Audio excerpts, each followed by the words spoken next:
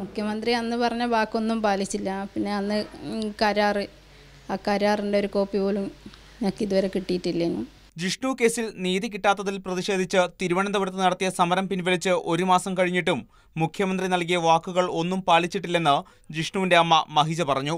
റോഡിൽ വലിച്ചിഴച്ച പോലീസുകാർക്കെതിരെ നടപടിയെടുക്കുക, തുടക്കം മുതൽ കേസന്വേഷണം അട്ടിമറിച്ചത് അന്വേഷിക്കുക തുടങ്ങിയ ആവശ്യങ്ങളിൽ നടപടിയുണ്ടാകുമെന്ന് ഉറപ്പു നൽകിയാണ് സമരം അവസാനിപ്പിച്ചത്. എന്നാൽ ഒന്നും സംഭവിച്ചില്ലെന്നും മഹിജ മാതൃഭൂമി ന്യൂസിനോട് പറഞ്ഞു. ആദ്യം മുതലേ ഞാൻ പറഞ്ഞില്ലേ, FIR തിരുത്തോ, ഇതെല്ലാം കാര്യങ്ങളാണ്.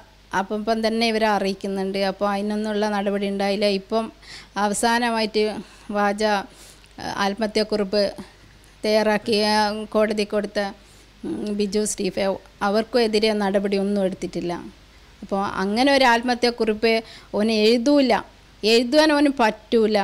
അപ്പം ഓന് എഴുതിയതല്ല, അത് വാജായിട്ട് ഇവർ ഉണ്ടാക്കിയ സംഭവമാണ്.